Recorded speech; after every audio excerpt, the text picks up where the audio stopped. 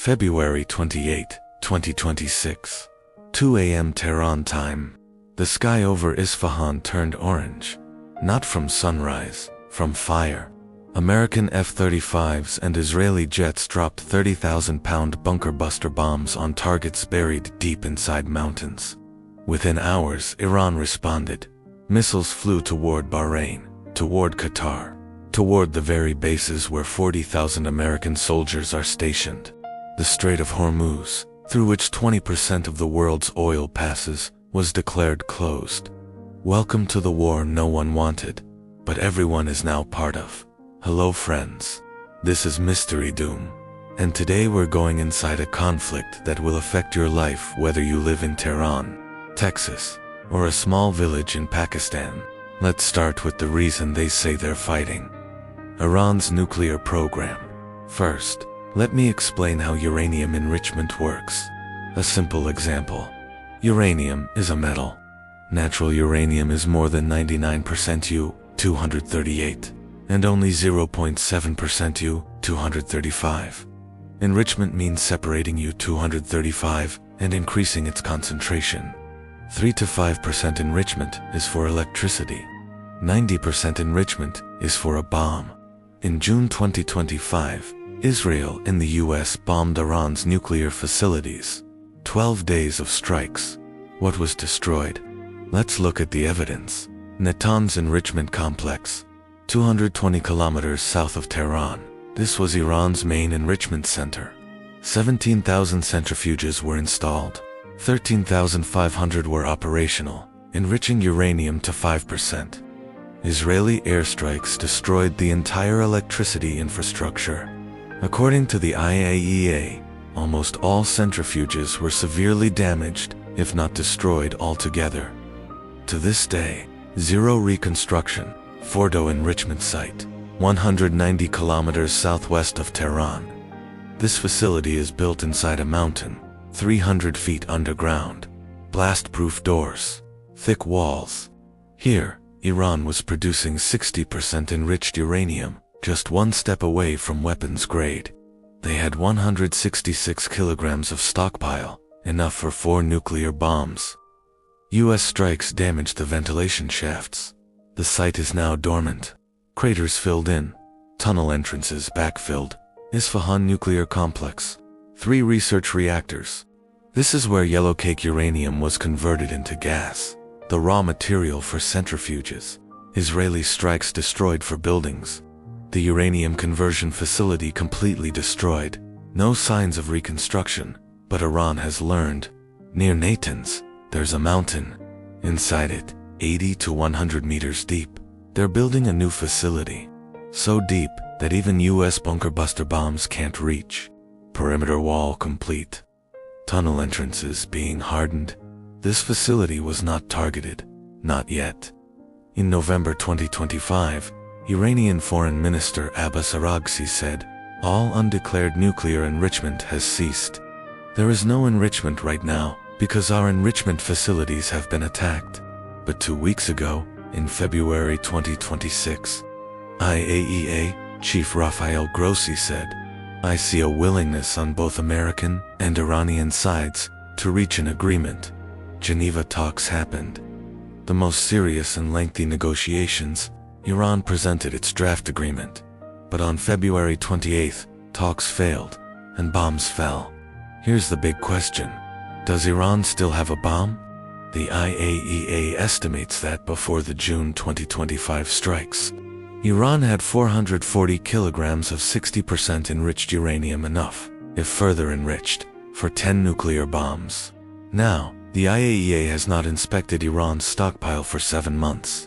3 key sites, Natanz, Fordo, Isfahan, they haven't been allowed access. The US Defense Intelligence Agency estimated in May 2025 that Iran could produce enough weapons-grade uranium for its first nuclear device in probably less than a week.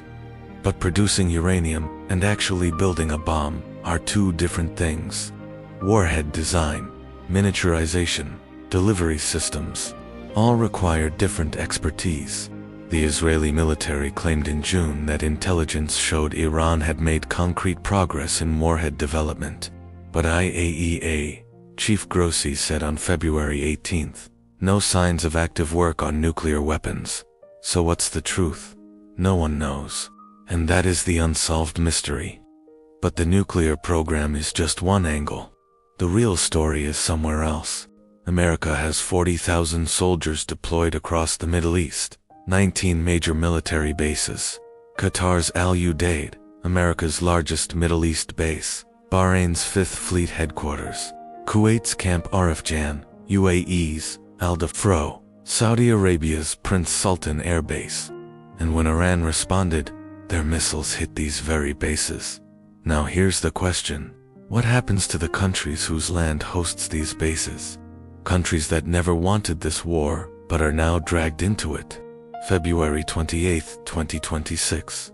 Just hours after US-Israeli strikes on Iran, Iranian Foreign Minister Abbas Araghchi picked up the phone. He called 6 countries: Saudi Arabia, UAE, Qatar, Kuwait, Bahrain, Iraq. 6 countries with one thing in common: US military bases.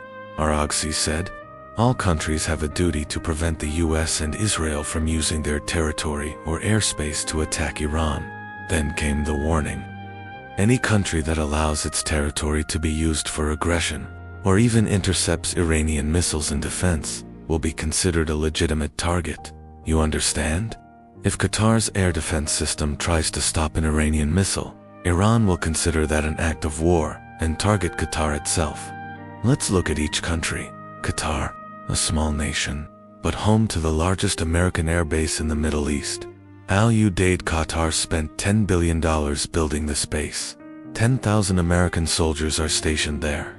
But when Israeli jets struck Iran, they passed through Qatari airspace. The US integrated air and missile defense system, which protects Qatar's skies, remains silent. Why? 2 possibilities. 1. Washington deliberately ordered the system to stand down, to let Israeli jets pass. 2. The system failed to detect foreign aircraft, which would be embarrassing for America's most advanced defense technology. Both possibilities are equally disturbing. A Qatari official later said, "What is the value of a military alliance with the US if the supposed protector decides which threats to block and which to permit?" Then when Iran launched its missile barrage, missiles came over Qatar too. This time, the defense system activated to protect the American base, Bahrain, a small island nation, but home to the US Navy's 5th Fleet, the command center for the entire Persian Gulf. Iran's missile attack hit near the 5th Fleet's service center. Bahrain is now caught between 2 fires. If it activates its air defense, Iran's next missile will target them directly. If it doesn't, the US base is destroyed and Bahrain's land burns. This is a surgical strike on sovereignty. Bahrain never declared war, but war has arrived on their streets. UAE, Dubai, Abu Dhabi, the business capital of the Middle East.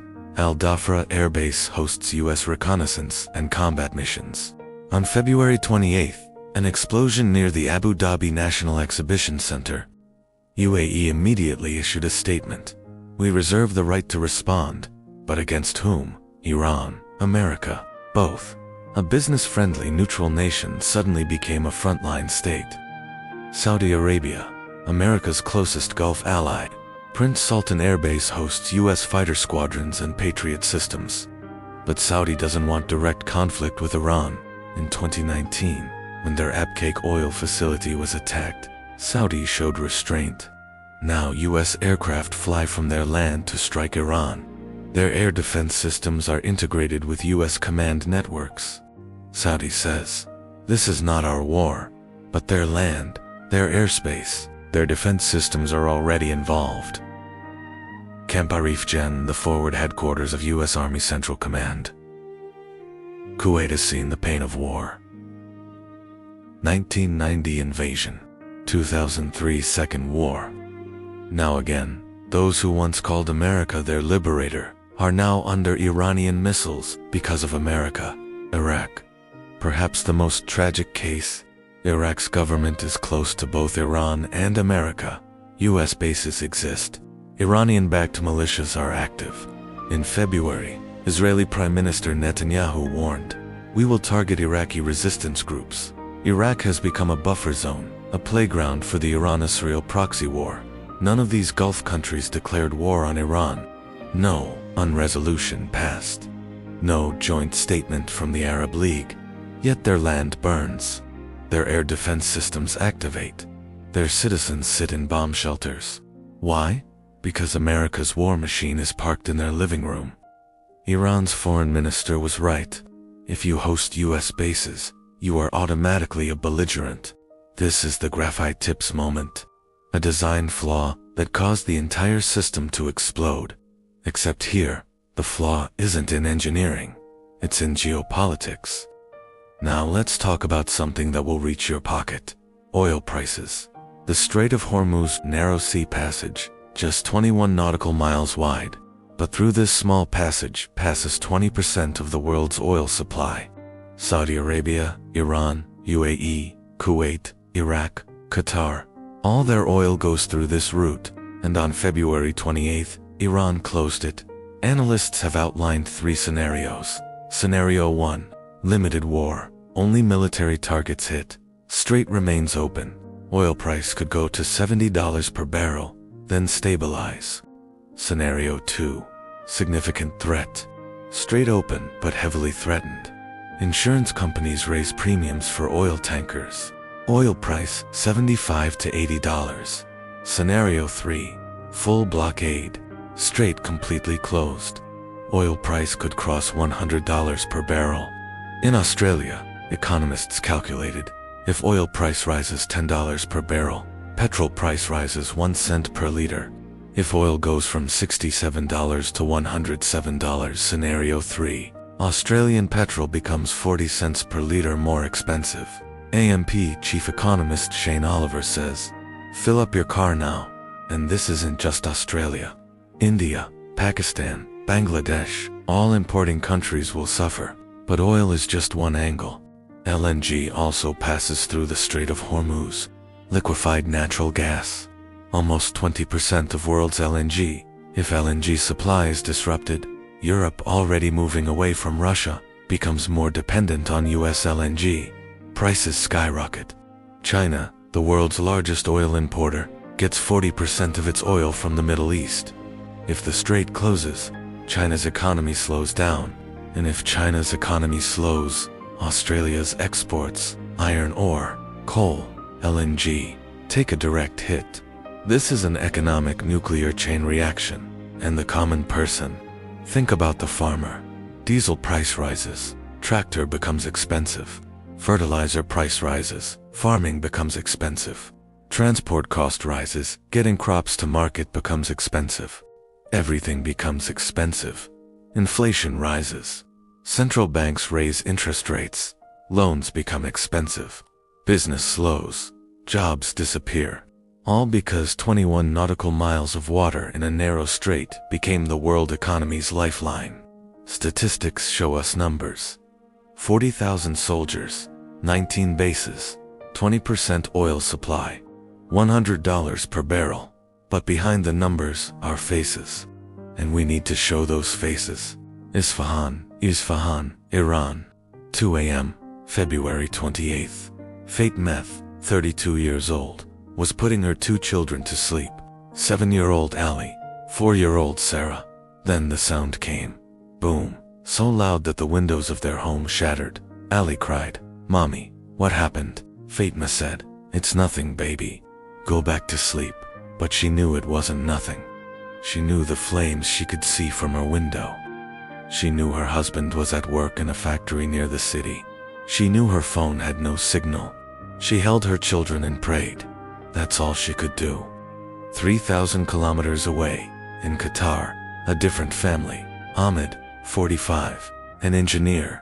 He works at a hotel that hosts American military personnel. Good salary, stable life. On February 28th, he was driving home when he heard explosions. He called his wife. "Take the children to the basement." Now, his wife asked, "Why? We didn't do anything. This isn't our war." Ahmed had no answer. "This isn't our war." Ahmed had no answer. In Texas, America, another mother, Jennifer, 55. Her son Michael is a soldier stationed at Al Udeid Air Base in Qatar.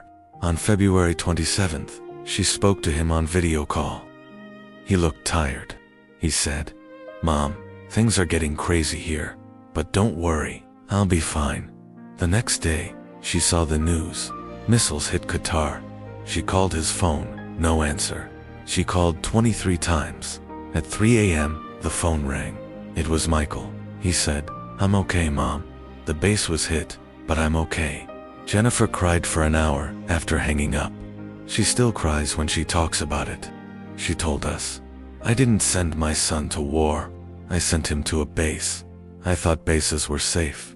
Now I don't sleep at night." This is the human cost. Not numbers, not statistics. Mothers who can't sleep. Children who don't understand. Families torn apart by a war they never chose. Who is fighting this war? Let's look at the leaders. In Iran, the supreme leader, 86 years old.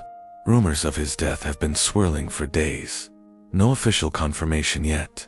In Israel, Benjamin Netanyahu addressed the nation on February 28th. His message was clear. "We will not allow Iran to acquire nuclear weapons. We will do whatever it takes." In America, the president's statement followed. "We stand with Israel.